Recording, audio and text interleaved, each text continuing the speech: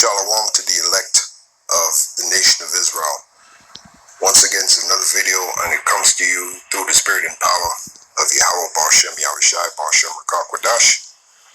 All praises and glory is definitely due, especially in these times. Okay, so this is what we doing. Bombing trains, my nigga. That term, bombing trains, that was a slang term from New York back in the day concerning putting graffiti on the subway trains back then.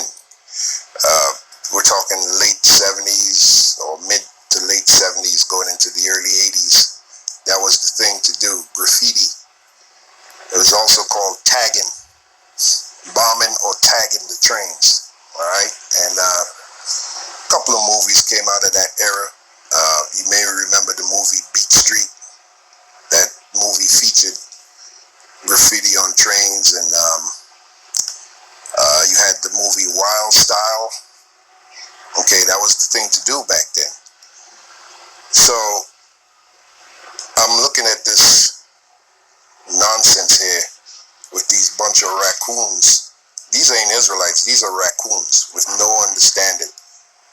All right, no understanding. I'm looking and I'm asking myself all kind of questions. Number one, I'm asking myself, how does this edify the body of the Lord's elect? How? In what way? But what this does serve to do is to help demonize us Israelites. And at this point, I'm thinking these raccoons is set up.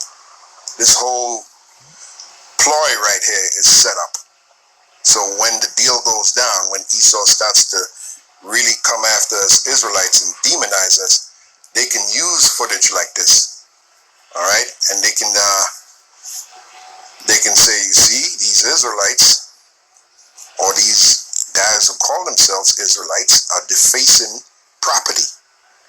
Because at the end of the day, that's what graffiti is, really. It's defacing property, okay?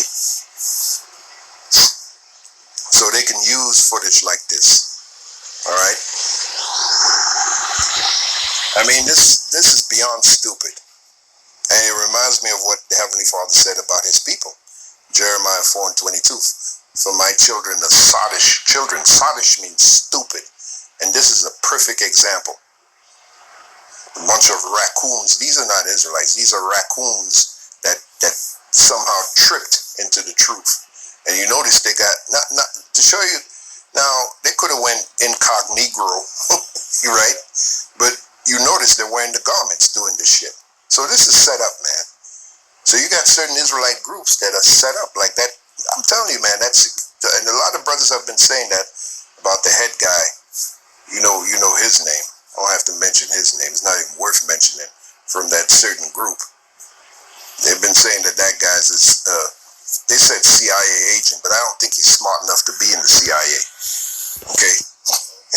He's just some guy they pull off the street, and and he started calling himself an Israelite.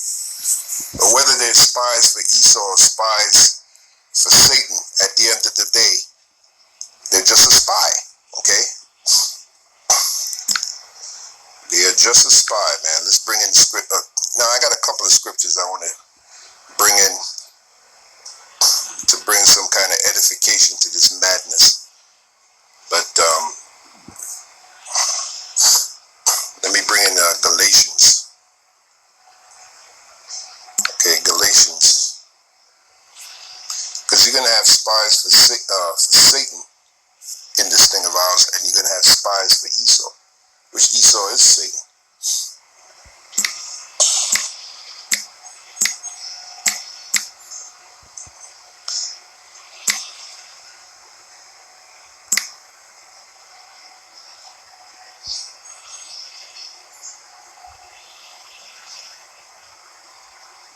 Here it is right here. The book of Galatians, the 2nd chapter.